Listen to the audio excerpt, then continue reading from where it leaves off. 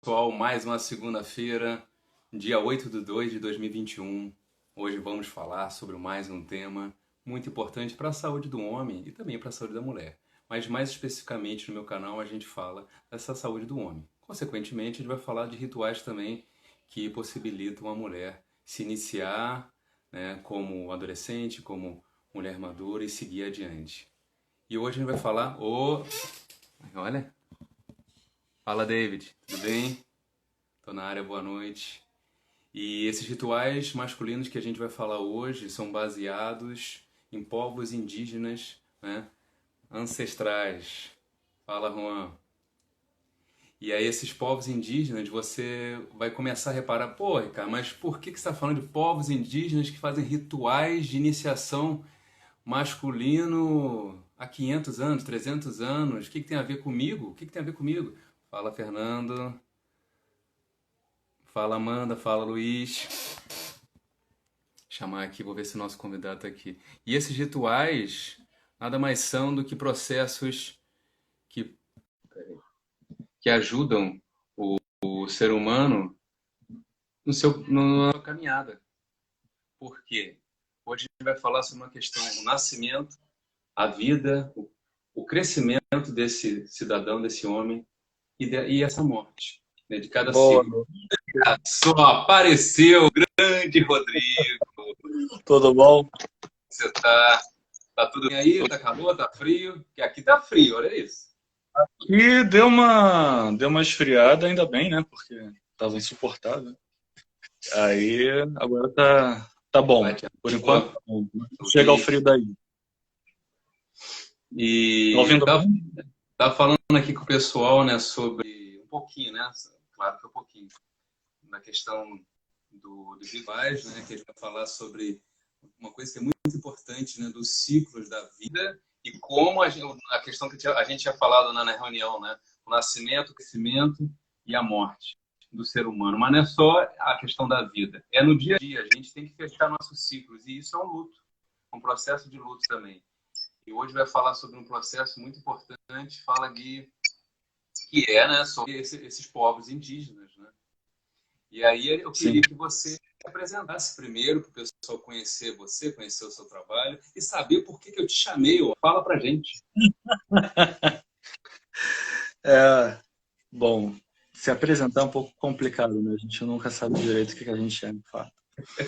Mas, enfim, eu sou professor de inglês, também já sou formado também em marketing, tenho uma trajetória também lecionando outras matérias além do propriamente inglês, né, ligado à área de administração.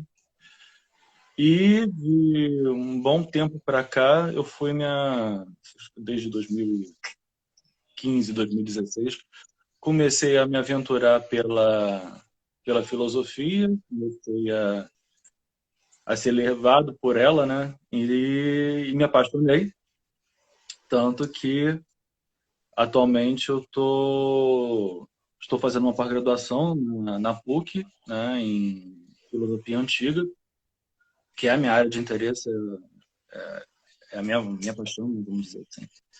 Então, todo o trabalho que eu desenvolvo é em cima disso. Quer dizer, estou fazendo esse curso lá na PUC, estou fazendo aproveitando a pandemia, fazendo alguns outros cursos fora também com algumas outras universidades lá da Inglaterra. Já fiz um curso lá presencialmente também, que também relacionado a esse assunto, Ricardo, isso que é engraçado, depois É mesmo? analisando, né? Não Na sabia. verdade, é um mito de passagem também. O conto que eu fui estudar lá, ele é um mito de passagem, da puberdade para a fase adulta, no final das contas, quanto um cavaleiro medieval passando para finalmente ser um cavaleiro de valor, né? Na verdade, a Nossa. moral do conto é essa. Bem legal. E é isso, que a gente vai abordar aqui hoje é um dos pontos que,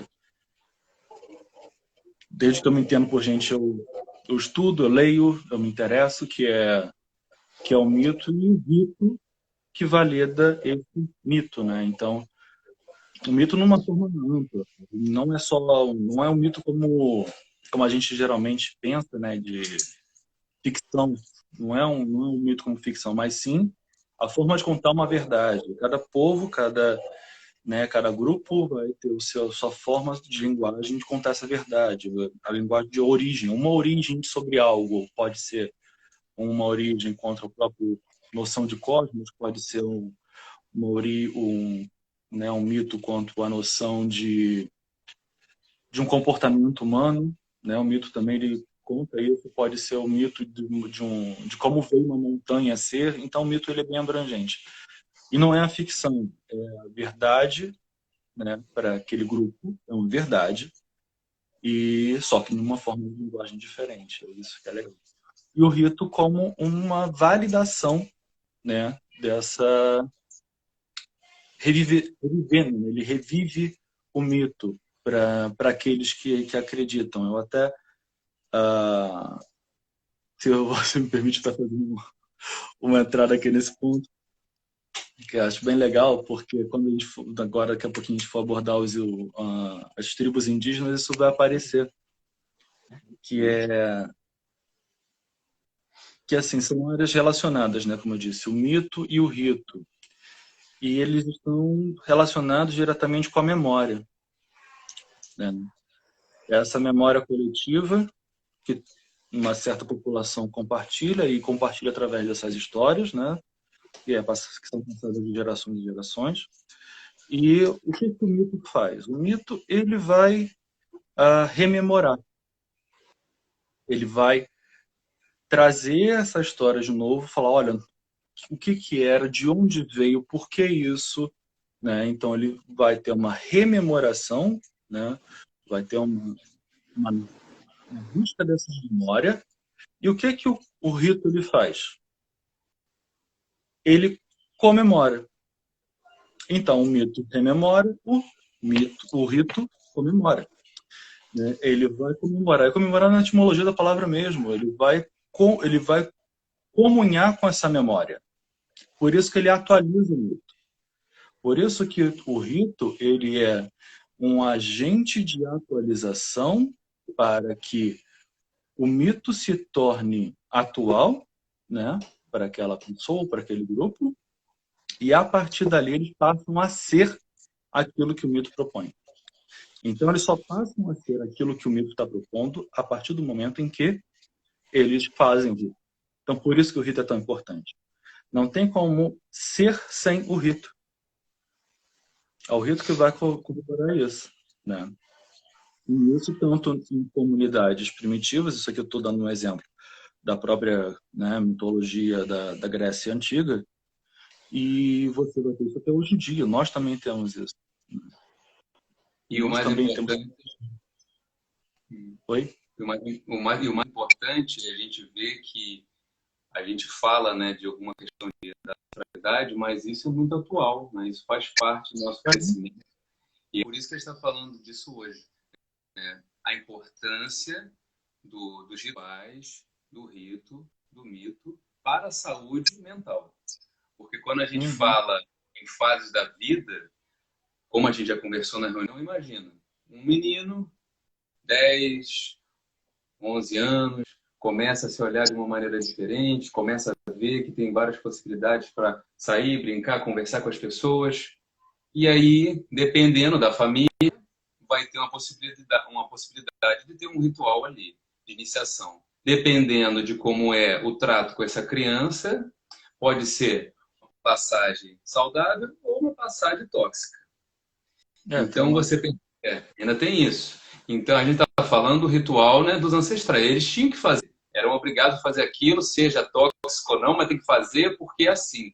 Hoje em dia, não. Hoje em dia, a gente pode discernir se esse ritual, né, do menino começando a ter a puberdade ali. O que é isso? Por que eu estou sentindo essas transformações no meu corpo? Por que minha mente está mudando? Que vontades é essa que eu estou tendo diferente? E o meu caminho no meio disso tudo é ser o quê? Eu tenho que tratar bem o outro, tenho que agredir? Como assim? Porque antigamente tinha essa questão, né? Que a gente vai falar um pouco, né, de só ser o guerreiro. Eu tenho que ser o provedor e ser guerreiro. Hoje em dia já não é só isso. Né? Você pode ser o provedor, mas às vezes a mulher do seu lado pode ser a provedora e você vai passar um momento e vai ter que ficar em casa. E não tem problema nenhum com isso, porque existe o companheirismo. Mas naquelas outras épocas, dependendo do ritual, dependendo do local, não era assim, né? Então, começa falando para a gente, né, que local é esse. Eu fiz até uma pesquisa interessante, mas eu quero saber de você primeiro. O local, que tribo é essa e o tipo de ritual que eles começaram a fazer para a gente depois ir linkando com coisas do nosso presente, que os, né, adolescentes passam, né? E o que eles fazem, né? De saudável e tóxico. Sim, a tribo é a Sateremauê, né, uma tribo da Amazônia, que os meninos, eles passam por esse ritual, né, o homem, né, na verdade, né, ele passa por esse ritual mais ou menos umas 20 vezes na vida. Durante a vida ele vai passar por isso. Então não é só um estágio ali da adolescência, é algo que vai ser rememorado, né, comemorado durante várias vezes enquanto se... A gente está rindo, mas a galera não sabe o que é. Imagina só, quando eles souberem, vai pôr. Pois é, o que eles fazem é pegar é uma espécie, a espécie mais que tem a maior toxina, né, das espécies de formiga. Então eles vão à mata em busca dessas formigas, capturam, deixam uma espécie de composto de folha de caju para elas ficarem, né, meio dopadas e conduzirem até a aldeia, porque lá eles colocam dentro de como se fossem luvas, né? Eles colocam essas formigas dentro das luvas e ali dentro o menino ele tem que colocar as mãos para passar por esse ritual para uma fase adulta. É um teste que ele faz. Porque ali é onde ele vai fazer o teste de coragem, de resistência, além deles dizerem, aí eu não sei porque não me aprofundei realmente da toxina, além deles dizerem que a toxina daquela formiga é boa para manter a saúde, então vai evitar doenças também. Então tem, além do aspecto, né, social, tem um aspecto, né, de cuidado com a saúde, né? Então, enfim, aquelas formigas ali, então a pessoa vai ficar 10 minutos com aquelas formigas ali picando o tempo inteiro. Eles vão sair depois desses 10 minutos e a dor ainda vai durar durante cerca de 24 horas. Uhum. Enquanto eles estão no ritual, eles ficam dançando e cantando, dançando e cantando. Esses cantos são cantos sobre a história do povo dele e da mitologia do povo dele. Então, o que ele faz? Por isso que eu peguei aquele gancho no primeiro. Porque o que ele está fazendo naquele momento? Ele está passando pelo ritual, né, passando por essa prova para se tornar algo que ele ainda não é, como um provedor, como um guerreiro, como enfim. E ali ele está recontando o mito através daquele rito, né? Ele está recontando o porquê que é feito daquela forma, da onde que veio, o porquê é feito. Então ele está rememorando da mesma forma com aquela comemoração. Então é isso que é legal. Então não é só um aspecto, né? Nós que não entendemos o idioma, a gente não vai entender o que está acontecendo ali. Mas ele vai estar exatamente contando tudo que faz sentido naquela verdade que ele está vivendo, naquela verdade de passagem, né? E eu vi uma coisa Então, muito louca, não sei se você viu. Eu fui ler hoje. Você sabe que por que eles botam a formiga, né? Claro que é para ter a medida, né? Da picada. uhum. Mas na mitologia, a formiga na parte de dentro é o homem penetrando a mulher. E a formiga nada mais é do que são os pelos pubianos dessa mulher. Então, inicial de iniciação desse homem para ele conseguir entrar, né, nessa mulher. E aí eu acho muito interessante isso porque todo ritual, na maioria das vezes, tem um contexto de dor. E do ponto de vista psicológico, você vê que a dor, o que a dor gera? A pessoa tem uma memória daquilo muito rápida. O corpo associa aquilo a alguma coisa. E nesse caso, é uma dor que eles querem passar.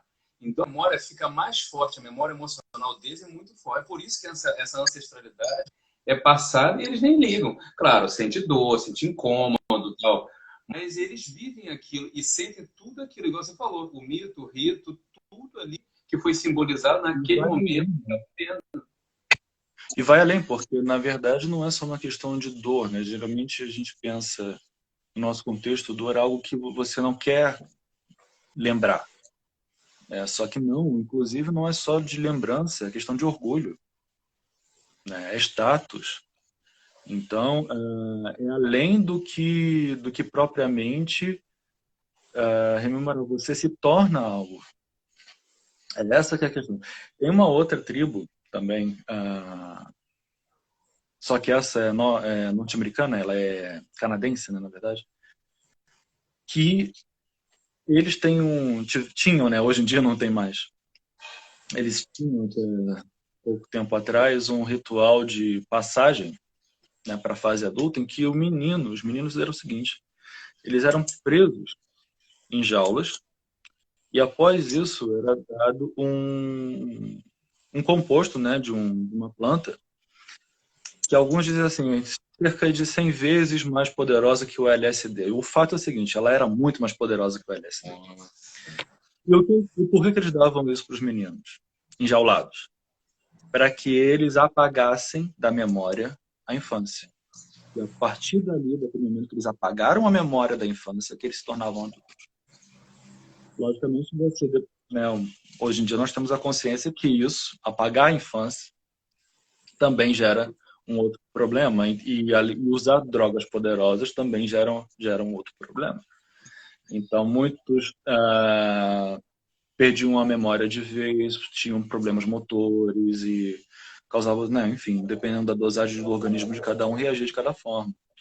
E se o menino não apagasse a memória da infância, ele ia passar pelo ritual de novo até apagar.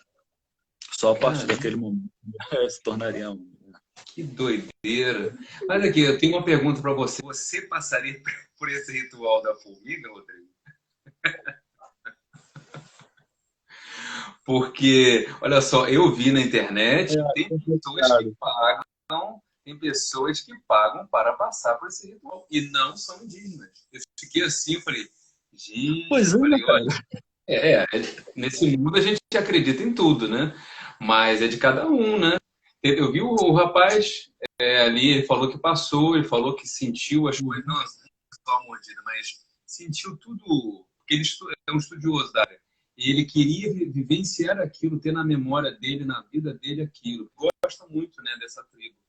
Aí até, né, é tipo um cientista, né? Ele não queria só estudar, ele queria entender a vivência que ele poderia ter a partir daquilo que eles fazem. Mas é interessante, né?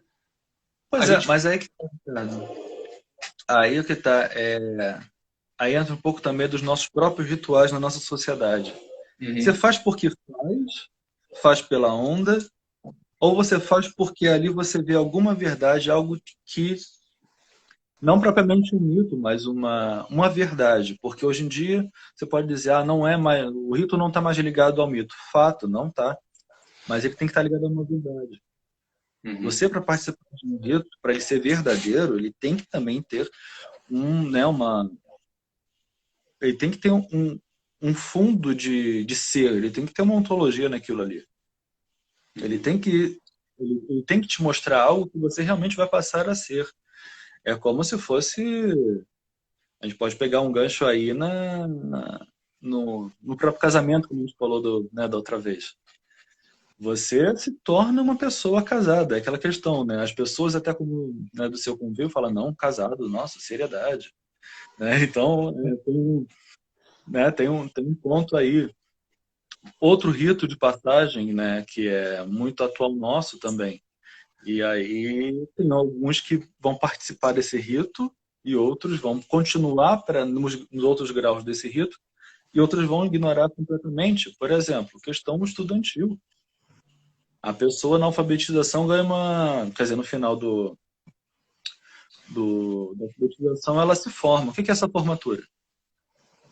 Um rito. Um rito de passagem. Quando ela se forma no ensino médio, também é um rito de passagem. Né? Uma formatura, né? A graduação. Da formatura, tudo. Exatamente, a própria colação de grau, né? Então, isso também é um rito de passagem. Por que e existe uma titularização. né? Você não é só mais o Ricardo, você seria o mestre Ricardo, você seria o doutor Ricardo. Uhum, Então, há uma mudança de ser nisso também. uhum. Então, o É rito um tá papel, né, que entra na pessoa, né? E você vai percebendo isso aos poucos. Quem está ligado no seu processo, você fala, caramba, eu tô diferente. Eu vou ter que ter outras atribuições, eu vou ter que ter mais Uhum. responsabilidade. E aí você se pergunta, é isso que eu quero? Você fica, nossa, Exato. a gente vai É o que tendo eu que quero. montar, né? O que que a gente sente com isso, essa coisa nova, né? Dentro da gente, essas possibilidades novas, né? Esse papel, o que que eu sou agora? Então, eu sou mais isso, né? E O aí a rito foi gente, verdadeiro. tem gente que se perde nisso, né? Fala, não, não quero isso para minha vida, tal. E tem gente que fala, cara, de verdade, eu sempre quis isso, estou me surpreendendo, tal, estou me surpreendendo. E foi lá e fez e se sentiu bem. Eu acho legal a gente falou do casamento, é engraçado, a gente falou do casamento, mas a gente não falou aqui com o pessoal, né? Porque a gente conhece, né? Não sei, não precisa falar nome, mas tem pessoas que são casadas, né? Que, né, fazem muitas coisas fora do casamento. Então você Sim. percebe, tá? Tá quebrando todo o sistema que, né, jurou corresponder, né? Uhum. Então você percebe que tem ritos ou mitos que também precisam ser trabalhados, né? Porque o que acontece? Tem muitas pessoas, tem uma linha nova, que acredita que as pessoas possam sim ser companheiras, mas não precisam ser tão, não precisam ter um casamento em si. Já que essa pessoa não quer se comportar na monogamia, então fala para a pessoa antes de casar, né? Eu não quero estar com você só.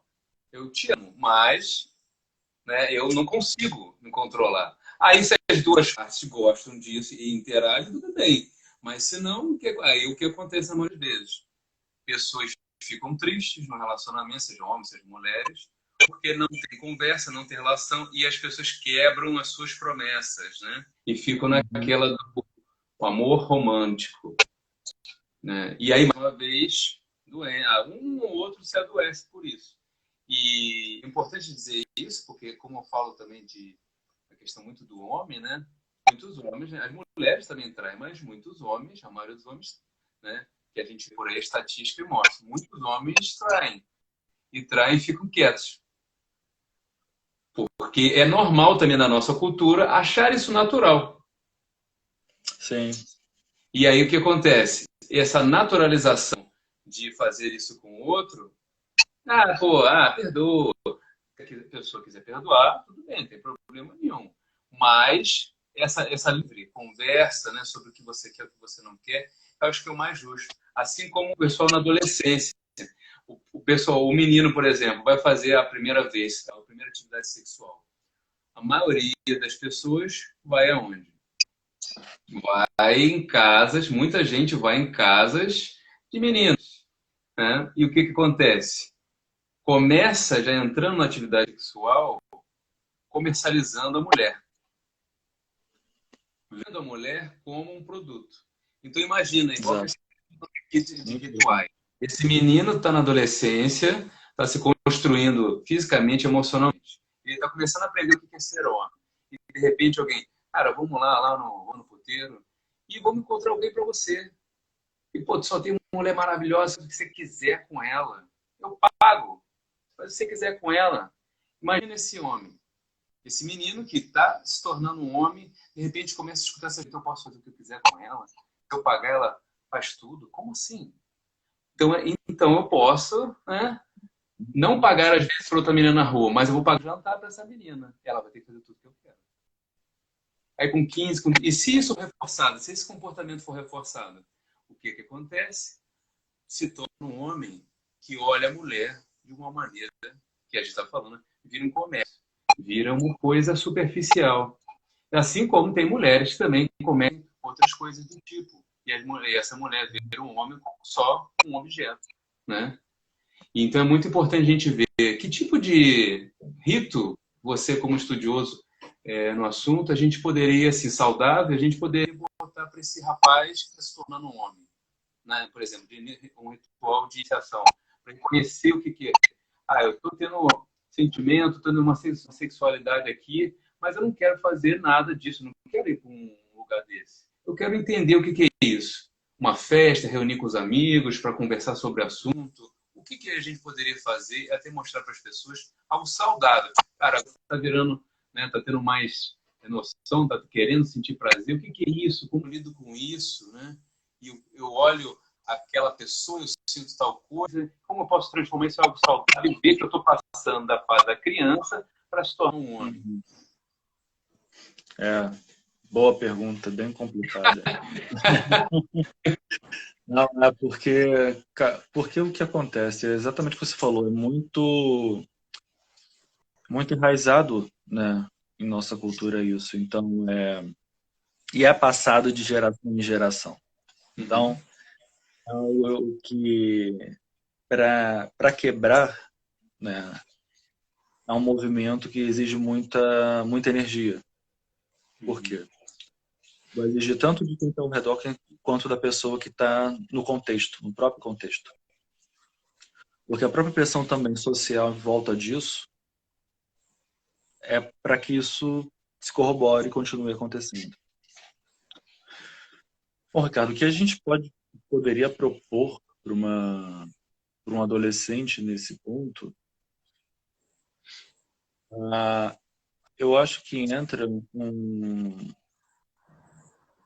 um suporte, e aí a gente pode pensar, mas existem casos que tudo já aconteceu, ter suporte da família, ter suporte dos amigos, e mesmo assim a pessoa continuou, né?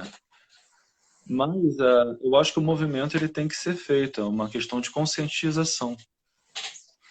Então, é uma questão de conscientização do que, do que é propriamente para esse menino que está descobrindo também o corpo feminino, né, nesse contexto, do que é a mulher.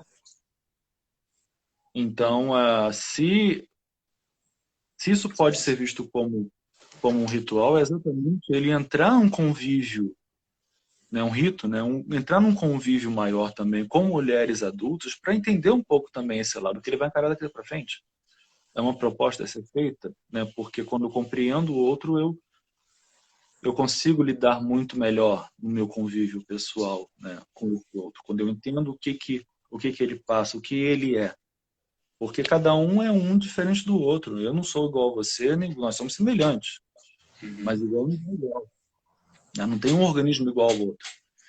Então, eu acho que vai muito disso, é do entendimento. Então, o que poderia ser visto como um rito de passagem é exatamente isso, a inclusão desse adolescente no mundo adulto. Mas que mundo adulto é esse? É ele conviver com estes adultos de uma forma a enxergar o que é isso que ele vai passar daqui para frente. Por quê? É exatamente a mesma questão que nós temos idades parecidas, pensarmos, bom, como deve ser a velhice? É simples, deixa eu conviver com pessoas mais idosas. Aí eu vou saber o que é. Eu vou compreender melhor. Talvez com isso eu me prepare melhor para a velhice. Né? Então, É importante que pequenas ações ali. o comportamento precisa ser alinhado a também a familiares que sejam, na medida do possível, saudáveis, né? Porque senão esse Exato. menino ou essa menina vai ter exemplos totalmente disfuncionais. E aí Pois, o ciclo continua. não adiantaria, né, no caso, você ter um movimento individual ali, né, dessa pessoa, desse adolescente, e o ambiente em que ele convive guia para um outro caminho. O esforço seria muito maior, né, para que isso não se propagasse. Então, eu acho que uma alternativa é essa, é o convívio. Quando a gente convive com o diferente, com o outro, é muito mais fácil a gente respeitar. A gente pode não concordar, mas a gente respeita. Quando a gente convive, né? Quando tem um convívio, que pode acontecer é isso, poderia acontecer. É esse adolescente se inserir no mundo adulto de forma a enxergá-lo como ele funciona. Uma travadinha aí, Rodrigo. Deu uma travada, né? Foi no seu ou foi no meu? Porque o meu tá ok. Beleza. Eu tô ouvindo, não te vi. perceber que isso é muito importante. Então, que tem a sociedade impondo um tipo de coisa. Você precisa ser assim para você ser homem. Se você não for, você não é homem. Aí, imagina esse menino que é bombardeado por mensagem, por rede social, pela família, pelos amigos, pela escola, pelo curso, pela rua. E aí, ele, igual está falando, está se maturando fisicamente e mentalmente, ele vai na onda. Porque se ele não tem um pai, uma mãe ou um responsável ali, fala, olha, com calma, você, ó, você tem que se respeitar. Não falo para você se respeitar. Se você quer encontrar aquela menina ali, você tem que respeitar também, cara. Ah, você não quer namorar agora, mas seja sincero. Conversa com ela, tal, né? Pois é, talvez descubram que querem a mesma coisa. Talvez Entrar na descubram conversa. isso, né? Só que o que acontece? Muitas das vezes a gente percebe que esse menino cresce e é ensinado a ser o pegador. Porque ser o pegador é ser o cara. E ser Exatamente. o cara é você ser popular, é ser o melhor. E aí, mais uma vez, o mundo da sociedade, o social todo, interfere na construção desse menino. E mais uma vez, é normal. Então, você não ser. Não demonstrar nenhuma sensibilidade. Você não pode ser sensível, você tem que ser durão, você tem que ser forte. Não pode errar, não pode falhar, você não pode cair, você não pode demonstrar que num dia você está cansado. E esse menino se endurece, internamente fica fraco, fica triste e não consegue ter uma relação saudável que poderia ter com a menina. E essa menina, cara, eu gosto desse menino, só que é uma pedra. Ele não entende, não conversa. E ele mesmo se dói, mesmo ele não achando que ele está fazendo mal para ele. Mas como que você vai conviver com alguém sem diálogo? Sem, igual você falou, ter o respeito, se botar no lugar do outro, sem entender o outro. E aí é o maior problema que a gente tem. Não se colocar no lugar do outro. Não entender que, ó, não vou fazer pro outro aquilo que eu não quero para mim. Pois é, são mudanças de visão de mundo, né? Eu acho que um problema grande que a gente pode enfrentar numa situação dessa é exatamente a visão do mundo. Porque essa visão do mundo que eu estou dizendo aqui é algo que em filosofia a gente chamaria de visão ontológica, né? A visão do que você entende do que é ser, né? E o que é ser, né? Enfim, como um todo. Então essa visão ontológica, essa visão de mundo, se você entende que ser homem é isso, ferrou. Para desconstruir isso é um trabalho tremendo, entendeu? Então, o que você até tinha me perguntado lá um pouquinho atrás, o que pode ser feito, né, para um menino numa situação dessa? Na verdade, que o trabalho tem que ser feito antes, antes de chegar nesse estágio, porque exatamente ali vai ter uma quebra de realidade. Então, e o que acontece é exatamente isso. Quando você passa né, quando eu falei lá do rito, que o rito é trazer um ser, né, trazer um vir a ser para a atualidade, é exatamente isso. É uma quebra na sua visão ontológica do mundo, é uma quebra na sua visão do que é ser homem, vamos supor, e do que é ser mulher, entendeu? Então você passa a enxergar aquilo de uma forma diferente que você enxergava antes. Vamos supor, quando você era criança, para você ser mulher era ser sua mãe, ou então uma pessoa afetiva, ou etc., tia da escola, entendeu? E ali, com o tempo, chega na fase da puberdade, aquilo ali mudou, entendeu? Então, a sua visão de mundo também vai mudar, mudou e tal. E aí, como é que é encarada essa visão de mundo? Aí é que entra. E o ambiente vai ensinar essa nova visão de mundo que a criança está encarando ali. De qual forma? Né? Ela vai passar por ritos sociais que vão trazer qual imagem do outro. do outro gênero, do outro sexo? Como vai ser? Pessoal, quem quiser pergunta para o nosso professor ou para mim, estamos aí. Rodrigo está à disposição para a gente poder interagir, a gente aprender junto. É muito importante isso para a gente crescer, né? E voltando aqui, você percebe que eu posso dar até um exemplo próprio. Eu notava, né, o homem em si, né, desde pequeno, essa questão de competição. Uhum. Tem que ser o que corre mais, tem que ser o que é mais forte, tem que ser isso. E devido ao esporte, né, eu frequentava muito esporte, eu observava isso. E eu, no começo, não gostava, mas eu fui sendo inserido nisso. Não, porque você tem que ser o primeiro, você tem que ser o melhor, você tem que ser Uhum. isso. Tem duas coisas que eu queria falar. Uma coisa é você buscar a sua excelência, mas ser o melhor nem sempre é a melhor coisa. Porque quando a gente vê em competição, só a palavra competição, você já vê o que gera sofrimento no mundo. Competição, comparação. E isso faz com que, por um lado, se a pessoa observa isso de uma maneira construtiva, ela possa assim, pô, eu posso melhorar. Mas se a pessoa viver em função só disso, não, meu Deus do céu, eu cheguei em segundo lugar. Seja o que for, uma prova, qualquer coisa, qualquer coisa. A pessoa começa a viver em função da perfeição e da competição.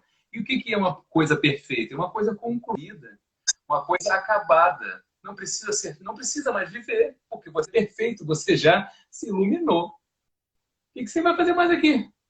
Então a pessoa vive também presa naquilo, numa competição de sempre estar mais isso, mais do que o outro, e não aproveita a essência de, cara, todo dia eu vou tentar construir um pouquinho mais. Melhorei hoje, amanhã caí, mas eu sei que eu posso ir um pouco mais, eu posso melhorar isso. E seguir adiante. Tem uma. Tem uma aqui. Quer Foi. ler? Pode. Oi, Dai, quanto tempo? Que bom que você está aqui. Dai, exatamente isso. Exatamente. O que a pessoa, né, nessa crença, nessa tradição, Vou ler aqui ela. para a galera saber aqui. Ela falou: eu acho que o rito de passagem presente em uma cultura parte de uma crença ou tradições e acaba impactando de alguma forma as decisões pessoais e futuras dessa pessoa. Com certeza. É porque entra a questão moral. Porque não tem como, por exemplo, uma pessoa que está inserida numa tradição, numa crença, ela não levar os valores morais dessa tradição, dessa crença. Então, é exatamente isso, está totalmente certa. Vai impactar nas decisões futuras dela, porque é a visão de mundo que ela tem. É a visão do que é certo, o que é errado, o que é ser naquele contexto. Então, se eu acho que, por exemplo, né, vamos pegar para algumas questões, até depois eu vou dar um exemplinho que é legal de um mito antigo, um rito que ilustra bem essa questão moral. Você acha, por exemplo, que ah, matar animais ou consumir animais é algo errado por estar inserido numa tradição, numa crença, etc., isso vai se tornar. Isso é uma questão moral para mim. Então, infligir isso me causa dor também, porque para mim isso é errado. Para o meu amigo aqui do lado, talvez não seja. Então, para ele, a reação vai ser outra, vai ter um outro efeito, as motivações vão ser outras e não vai ter o mesmo aspecto que aquela ação causa em mim, né?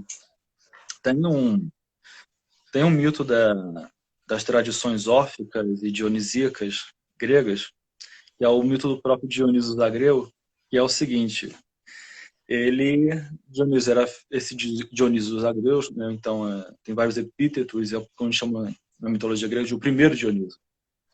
Tem também o segundo Dionísio, que é o do vinho, né? Então esse Dionísio Zagreu é o seguinte: ele é filho de Zeus com a Perséfone, né? Um deus celeste com uma deusa Quitônia da Terra, né? E ali quando ele nasceu, ele seria o substituto de Zeus no Olimpo. Só que Hera, que é a esposa de Zeus, enciumada, mandou os titãs. E, e aí o que os titãs fazem? Os titãs dão para ele presentes, brinquedinhos. Uhum. E com esses brinquedinhos, Zagreus se distrai e os titãs pintam a cara com cal e matam Zagreus. Só que eles não simplesmente matam Zagreus, eles esquartejam Zagreus em vários pedaços e depois cozinham Zagreus e comem Zagreus.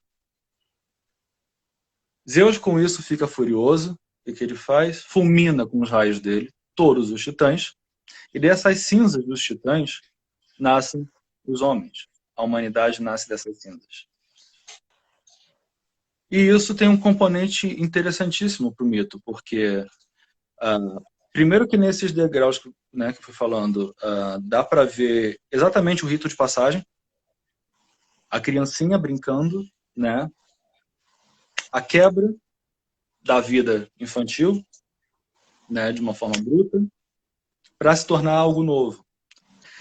E nesse nascimento, segundo esse mito, né, dos humanos, dessas cinzas, com componente de Zagreus, que é o componente divino, que é o componente eterno, e com componente titânico, que é o componente do mortal, né, que é o componente ruim, vamos dizer assim, que é o componente corporal. Zagreus é o componente alma, a psique. Então, os dois componentes que, teoricamente, os seres humanos têm, que é tanto o corpo quanto a mente, são dessas duas origens. Então, por isso que é um mito, né? Então, é um mito de origem. E o que consistia no iniciado? O iniciado tinha que fazer simplesmente o seguinte: ele tinha que recriar esse mito através do rito, e ele entrava como iniciado em preceitos morais. Então, ele tinha que praticar a virtude. Como iniciado nos mistérios de Dioniso, até por esse componente corporal, né, ser o componente do mal, ser o componente do impuro, do mortal, para purificar a alma dele, ele teria que se abster de comer carne. Então, necessariamente, ele teria que ser vegetariano. Além de outras expiações. Por quê? No contexto deles, a alma só se libertaria desse componente titânico após várias reencarnações, enquanto você praticasse essa purificação. Então, você morreria, entrava na metapsicose. A alma voltaria a se encarnar novamente, você praticaria toda a expiação e depois ela voltaria até alcançar essa purificação de voltar a ser divina 100%. E aí que está a questão. Então isso move socialmente ali todo um código moral. Né? Então, se para ele não comer carne, imagina matar alguém, o que seria? Uhum. O que seria talvez dar um dano? Então você entra em outros poréns que provavelmente quem segue o rito, né, nesse contexto verdadeiramente, dificilmente vai cometer alguma injúria ou algum delito que contraria aquela crença, né? Embora não seja impossível, existam vários casos. Então, não é algo, mas a princípio é isso. Então, é como você falou, Ricardo, da questão do casamento. Uhum. Se a pessoa está inserida naquele contexto, não no casamento contratual como a gente, né, conhece, não tão vigente hoje em dia, mas um casamento mais do que seria essa união, você pode ver que alguns casais eles têm essa falha, né, no convívio, mas pegam um gancho depois de o quê? Reafirmar os votos. Então eles fazem um novo rito de afirmar aquilo, né? Tem casais que estão casados há anos e vão fazer, não, fazer uma festa nova de casamento. Exatamente o quê? Às vezes a pessoa não tem ideia que aquilo é um rito, mas ela faz mesmo assim e é aquela vontade de, para ela, já existe um componente ali psicológico que aquilo é um ato de afirmação. Segunda lua de mel, terceira lua de mel, a aliança, né? Ter aliança ali, fala, nossa, eu tenho um compromisso. Isso aqui, meu avô, meu tataravô casou, sei lá, aí você fica naquilo. E aquilo tem todo um simbolismo que faz parte da nossa cultura, né? A gente recebeu uma pergunta aqui, o grande Alexandre. Podemos dizer que a perda da inocência da fase infantil pode simbolizar esses ritos? Então, a questão da inocência, tem adultos que são inocentes ainda, a gente tem que ver isso. Mas eu acho que eu entendi o que você quis dizer. Essa inocência é ter mais sagacidade, né? Ter esse sentimento de se observar diferente, né? Ver que seu corpo mudou, que a sua mentalidade está diferente. Você não quer ficar só brincando com alguma coisa do dia a dia. Você está se importando também com o corpo do outro, olhando além de você, não está só em você, numa brincadeira ali. Então pode-se dizer que sim, mas muito importante. Isso que você disse, essa inocência é perdida pelo amadurecimento da pessoa. Mas o que a gente está falando é no sentido de ter um ritual mesmo, né? Uma festa, um encontro, uma leitura que te mobilize, um local que você vá, né? Ou uma tatuagem. Isso tudo é uma passagem para um novo tipo de vida, né? Então é importante ver o que esse menino, essa menina, nesse processo de perder essa inocência, está fazendo. Então, igual a gente falou também, né? A festa debutante, né? De 15 anos, né? A menina Sim. inocente vai passar a ser uma mulher. Ela troca sapato, troca roupa. Isso é um simbolismo do que deixou de ser e passou a ser outra coisa. Né? A passagem da fase. É exatamente todo esse simbolismo que existe. E isso é muito interessante, porque você vê que hoje em dia, eu vi, está tendo até uma moça, ela é uma escritora, que ela ela ela está fazendo vários livros, né? Que ela fica falando da cultura, a cultura preta, a cultura negra, né? E por que ela está transformando isso? Ela ficou preocupada porque ela viu na infância dela, ela ficou frustrada que ela via mulheres brancas nas histórias, nos contos, e ela se perguntava por que não tem nenhuma amiga, alguém como eu. E ela cresceu, Uhum. escritora, e está fazendo novas formas de as meninas que estão crescendo olharem para si e se identificarem. Identificar. Né? E isso é uma forma de, imagina, de a pessoa ter um outro ritual, de começar a se identificar com alguém diferente, começar a olhar com aquilo de uma maneira melhor, começar a ver que, caramba, eu tenho espaço, eu posso sim crescer, eu posso ter autoestima, eu posso estar ali um dia fazendo um filme, eu posso estar ali em algum cargo, porque ela viu que prejudicou ela, mas ela trabalhou isso internamente e viu que ela queria transformar a vida de outras meninas, impactando por esse trabalho que achei lindo, uma escritora, eu esqueci o nome dela, mas ela está fazendo isso e está dando muito certo, né? Em escolas, em comunidades, as meninas estão florescendo, sabe? Estão gostando mais de si, desde a infância.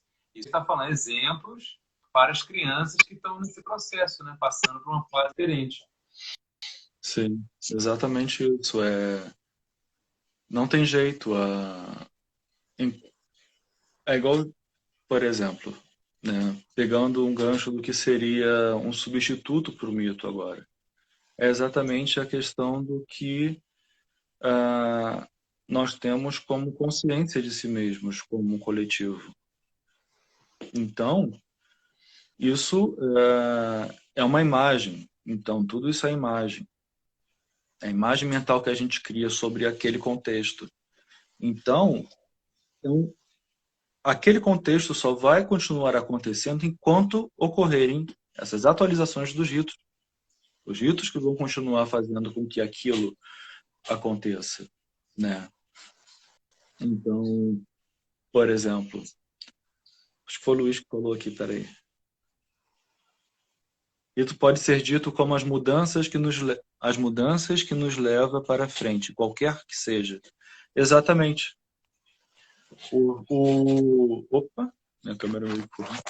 O rito é exatamente essa mudança que vai impulsionar a vida do ser humano para frente. Uhum. Ela vai dizer o que não é mais útil para o que é útil para você continuar vivendo. Porque a nossa vida, desde o nascimento até a morte, é pura mudança. Então a gente tem que se acostumar e entender. O corpo ele muda muito mais rápido do que a nossa mente. Então é difícil para muita gente entender que a infância passou e a fase adulta chegou e está aí e vai continuar acontecendo. Ela não volta, não. Entendeu? Não tem rito para voltar. Só tem para passar. Você falou agora, é engraçado, né? Essa questão do corpo mudar mais rápido do que a mente. Quando a gente está num processo de terapia para emagrecer a pessoa, você percebe que o corpo muda mais rápido do que os processos emocionais. E aí depois de um tempo, porque essa pessoa começa a entender que aquilo é algo bom para ela ou para ele, né? E aí, de repente, a pessoa assim, nossa, de fato, eu estou sentindo que eu estou lidando melhor com as minhas emoções. Mas depois de um tempo, e o corpo já foi sendo transformado, né? Mas estava acontecendo, só que a mente é invisível. E essa percepção demora para acontecer. Isso foi uma fala ótima, porque a gente, em qualquer coisa na nossa vida, a gente toma uma decisão, de repente, será que aquilo foi bom para mim? A gente pode até saber que aquilo foi bom, mas será que foi? Só depois de um tempo, nossa, tomei a melhor decisão. Porque até você fazer tudo isso, toda essa roupagem diferente que você falou das crenças, demora um tempo, né? Então, é muito importante. Imagina, então, a gente está falando de pessoas adultas. Imagina de crianças, adolescentes, que estão nesse processo de ir para a vida adulta. Como isso mexe com a estrutura emocional desses seres, né? E como a gente, que é adulto, tem importância significativa na educação de seres, né? E até... Oi, desculpa, pode continuar. Pode falar. Não, porque entra um pouco do que a gente falou da última vez, Ricardo, que é o seguinte, é exatamente essa perda da noção do fim, né? Do telos, do que onde é que eu quero chegar, né? Do telos, do horizonte, porque ainda mais o adolescente, ele não tem mais a restrição e a proteção que a criança tem quanto ao que chega até ele, entendeu? Ele já está liberto de alguma forma, né, da proteção materna, paterna, o que seja. Só que ele é uma enxurrada de informação, é uma enxurrada de coisa que vai chegando para ele. E uma coisa que nós encaramos hoje em dia é muito simples. Eu gosto de estar falando da competição. O sucesso. O sucesso é competir, o sucesso é ganhar ou o sucesso é ser feliz? O sucesso é ter qualidade de vida? Uhum. O que é o sucesso? Aí você entra na questão filosófica. O que é? O que é isso que eu quero? Então, se não tiver bem claro o que é aquilo, muitas das vezes vai ser um fracasso. Muitos ritos de passagem, porque não estava sabendo o que estava querendo de fato. Não sabia o que era aquilo que estava almejando. Aí entra o fracasso do rito. Vai sendo atropelado, porque tem uma onda que todo mundo está fazendo, que eu vou fazer também, entendeu? Tem uma onda que aquilo ali é melhor, mas aí eu entro numa onda de trabalhar. Sucesso, competir. Para quê? Já dizia Buda, né? A pessoa trabalha, enriquece, fica milionário para morrer e não levar nada. Não é que você não possa se divertir, construir, ter um prédio, você pode ter sua Ferrari, você pode se divertir, mas não viver em função disso, porque nós somos seres emocionais. Nessa emoção a gente agrega valor estando com outras pessoas, porque a Ferrari vai te dar o status, pode te dar uma felicidade momentânea. Mas depois que você se acostuma com aquela situação, você fala, agora eu quero um azul, eu quero um verde. Não, tá velho. E você vai mudando, porque todo o sistema que a gente está falando é construído para a gente sempre estar no sentimento de falta. Eu estou em falta, então eu não sou feliz. Eu tenho que ter outras coisas que me mobilizem a buscar essa felicidade. Eu nunca alcanço, nunca alcanço. A galera Pois é, fala, Ricardo. A Mani Mendanha falou uma coisa aqui que é exatamente isso. Ele definiu o sucesso há muito tempo atrás.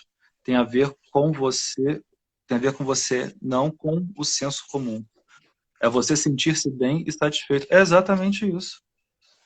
O sucesso é exatamente isso aí, Rodrigo. É muito além do dinheiro, é muito subjetivo. é o objetivo, né? É essa finalidade. É subjetivo. E só que É subjetivo. Mas tem que estar nesse processo que você está falando. Se a pessoa não está se conhecendo, não está querendo se provar, não está querendo se olhar, nunca vai fazer isso que você está fazendo. Vai sempre estar na manada. Outro fez isso, eu vou fazer isso. Porque é o mais fácil. Mais fácil não pensar. Resumindo, não pensar cansa. É cansativo. Mas é o único jeito da gente ser livre. Livre de nós mesmos, não é? Porque senão a gente vive sempre em função, o outro fez, não tem opinião própria, então eu vou fazer o outro, essa aqui então eu vou fazer. Abaixa a cabeça e faz. Não é assim. Uma coisa que eu, quando estava aula na escola técnica, era uma questão constante, até porque eu dava para o último ano, aula para o último ano, então era o seguinte, era muito o que esses adolescentes iam fazer depois dali da formatura, né? Até porque muitos estavam ali fazendo uma escola técnica e não era aquela área que eles queriam seguir, chegaram àquela conclusão, ou foi o pai que mandou, etc e tal. E foi um dos pontos, durante esse período que eu dei aula lá, que era uma constante. Falei para eles, olha, não importa, eu sei que existem questões aqui familiares, eu sei que existem essas questões aí, mas eu não conheço uma pessoa que tenha seguido como profissão aquilo que gostava, aquilo que tinha como vocação, que não tenha dado certo. Pelo contrário, conheço várias pessoas que seguiram aquilo, não gostavam, aquilo que foi imposto como algo bom, ou que era a onda do dinheiro no momento, que estão super frustradas.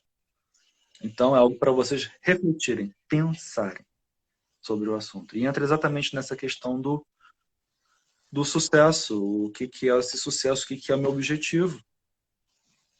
Se eu não tenho isso claro, eu vou viver minha vida inteira pulando de galho em galho. Uhum. E a gente conhecer primeiro para poder. Isso é um rito também, me conhecer. Porque não é fácil. Qual é o método que eu tenho para me conhecer? Então, a gente tem que se retroalimentar o tempo inteiro com uma análise própria, né? Um próprio contexto. Logicamente que muitas pessoas precisam de ajuda, exatamente por isso que vocês psicólogos estão aqui. Né? E aí é exatamente o ponto de saber em que decisões, se é exatamente esse o objetivo que eu quero, que está ali na minha frente, beleza. E se os ritos para eu chegar até ele vão valer a pena e vão ser verdadeiros. Com certeza. Aí eu traço. E você senão eu vou ter um bom a gente está falando comprar um carro. Eu falei de comprar um carro. Isso pode ser um ritual.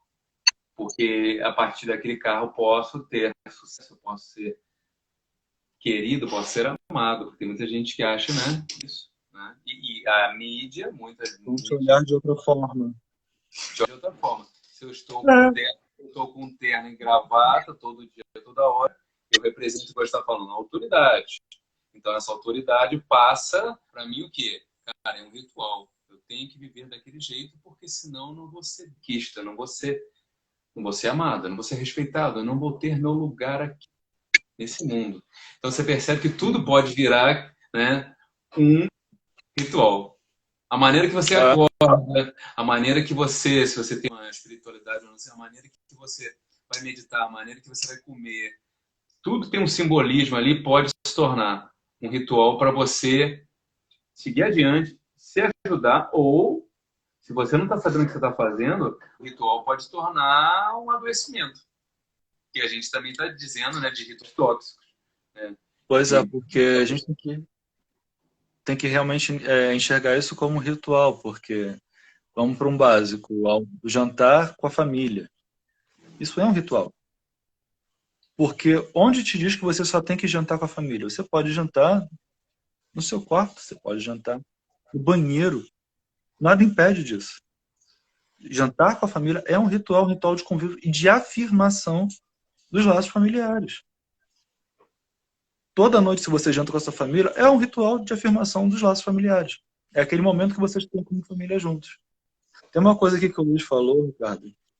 Tem muita pressão da sociedade também para você ter sucesso. Sim, é exatamente isso. Nós vivemos num. Não tem como nos desvencilharmos do ambiente em que nós convivemos. Então, uma das falsas ideias que a gente tem é que nós tomamos decisões por contas próprias. Não é bem. É o que a gente falou. Solta o verbo, solta o verbo. Não, solta o verbo. Pois é. Que não é bem assim. A gente, na verdade. Bom, eu não escolhi falar português. Eu não escolhi gostar de ler. Né? Posso até ter visto e passado a gostar, mas alguém me incentivou. Se eu não conhecesse esse livro, eu não saberia o que era. Eu não iria inventar. Provavelmente não. Então, eu não escolhi viver e crescer em Nova Iguaçu. Isso aí foram meus pais que escolheram por mim. Eu não escolhi os meus pais. Eu não escolhi o meu vizinho. Você não escolheu o seu nome. Eu não escolhi o meu nome. A minha forma de reconhecer como um ser humano. Não fui eu que escolhi. Eu não escolhi meu sobrenome. Então, muito menos aquilo do que eu acho que eu tenho controle da minha escolha. Eu não tenho controle da minha escolha. Para eu ter controle da minha escolha é um processo muito forte de percepção. Né? É o que a gente estava falando outra vez quanto ao marketing. Os meios midiáticos, eles trazem, eles escolhem para nós, entendeu? O que a gente vai gostar, qual é a roupa que a gente vai gostar, qual é a comida que a gente vai gostar. A questão da comida, novamente, a comida é para sua nutrição, para sua saúde, ou é porque ela tem um maior sabor? E esse maior sabor, ele é saudável? Entra numa questão. Então, se você está se alimentando, primeira coisa, olha para as marcas que você está consumindo. Você realmente escolheu ela ou você foi bombardeado de informação há não sei quanto tempo quanto a elas? O tempo todo. Quando você escolhe uma bebida, qual a bebida que você escolhe? Quando você escolhe uma comida. Quando você escolhe um carro, qual o carro que você escolhe? Entendeu? Se todo mundo está usando azul, que é a cor da moda no momento, você compra uma roupa azul e você acha que você teve o poder de decisão.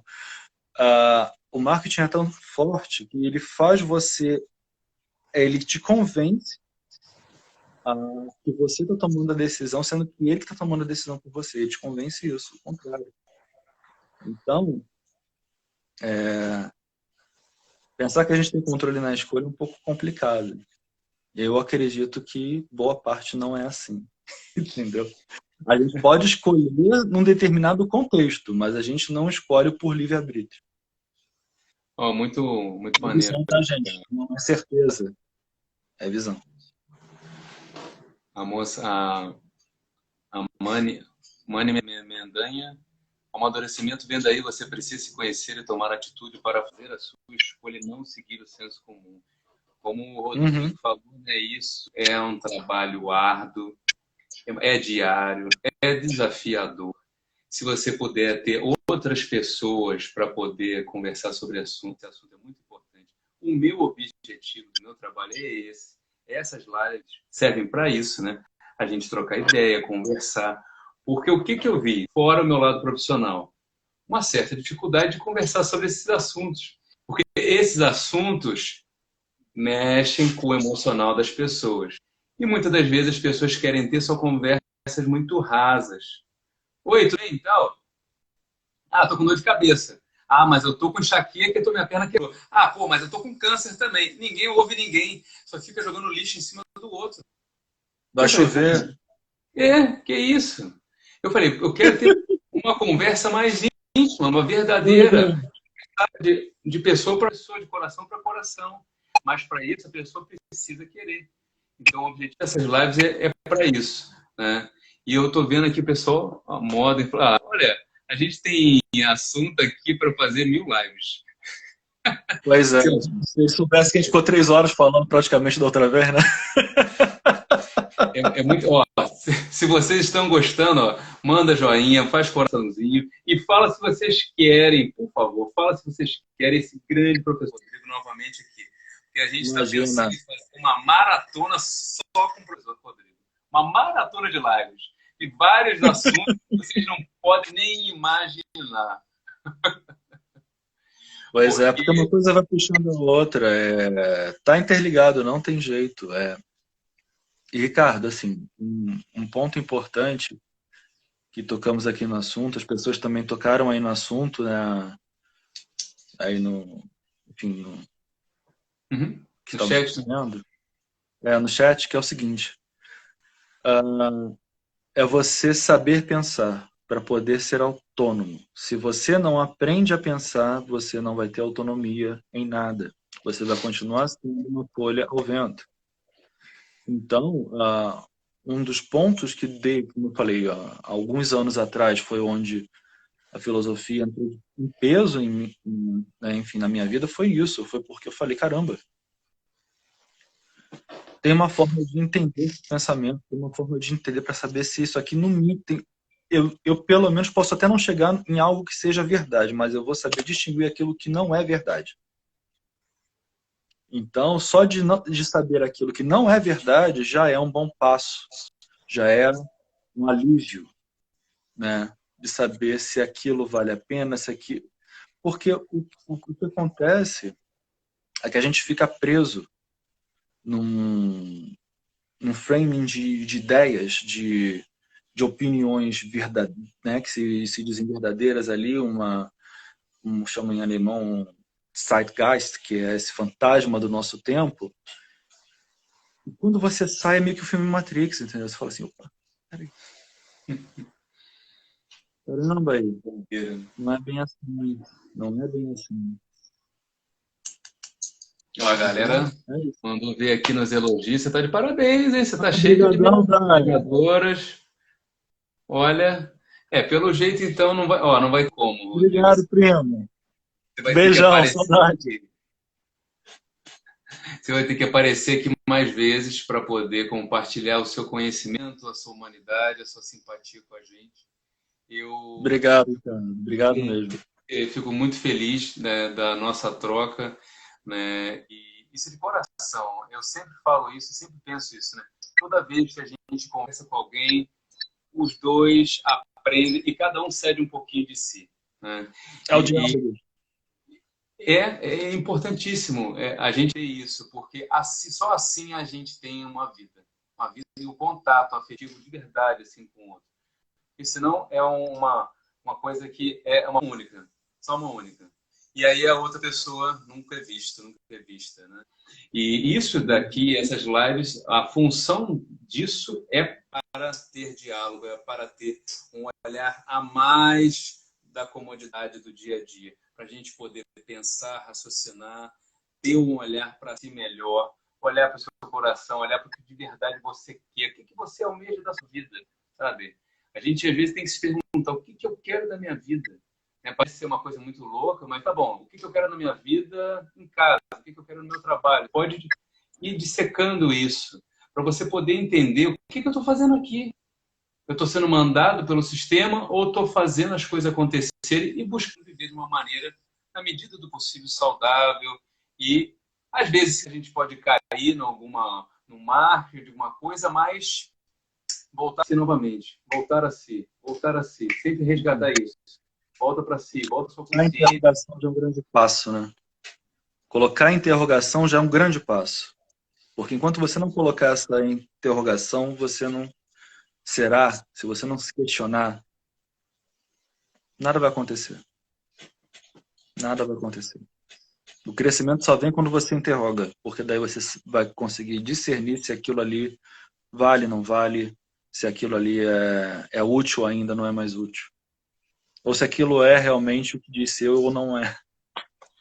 Sim. É a interrogação que vai te dizer isso. Então, se você consegue, em qualquer aspecto da sua vida, colocar uma interrogação, você já está dando um grande passo. E sempre, né, olhando para si, né? Se é bom para o outro, às vezes não é bom para você. E esse olhar para si vai fazer você tomar, com certeza, atitudes muito melhores, seja na sua vida, na sua família, no seu trabalho. Sempre no seu tempo, sempre nesse momento de, né, eu tenho que olhar para isso. Porque aquilo que a gente não olha e vai vivendo, cresce. E uma hora pode ser perigoso, porque aquilo pode crescer, crescer, e a gente às vezes pode ficar perdido no meio do caminho, porque a gente não olhou aquilo que a gente precisava fazer, precisava falar, precisava se expressar, e foi deixando a vida, né? A vida, deixa a vida me levar, como diz Zeca Pagodinho. Isso é bonito na música, na vida não é assim. Isso é poético. A vida não é Mas assim. muito da poesia, quando na prática a gente tem um probleminha. Rodrigão, eu quero agradecer você, as suas palavras aqui para a gente finalizar essa live. Muito feliz com a sua presença aqui. E a presença da galera que também teve essa experiência maravilhosa. Muito grato. Obrigado mesmo, Ricardo. Até a próxima. Obrigadão, gente. Eu vou ver direitinho com o Rodrigo, né? Eu vou conversar aí um próximo tema. E aí eu vou compartilhar com vocês, para vocês novamente estarem com a gente e seguir adiante, né? Nessa tal chamada vida, né? Que a gente está vivendo e seguir, viver. Vamos viver tudo que há para viver. Estamos vivendo, é isso que importa. A gente está em casa, a gente ainda está na quarentena, sabe, né? Meio perigoso aí, mas a gente tem que ver com as armas que a gente tem. Se a gente tem essa internet para poder se socializar, vamos socializar com coisas boas, coisas que valem a pena para a gente. Então, sim, o mundo ainda está girando. Então, as coisas estão acontecendo. Eu não posso sair, eu vou fazer outra coisa, porque a gente precisa sair do automático para viver.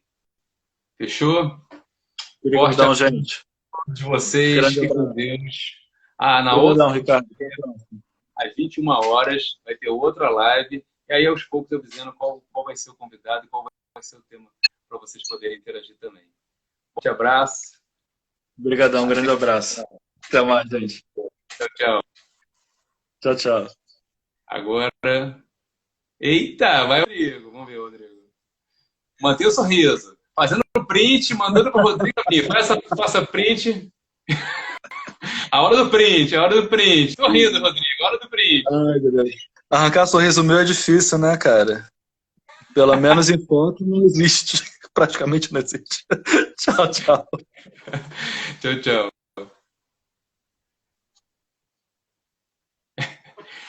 Pessoal, então é isso. Fiquem com Deus. Forte abraço.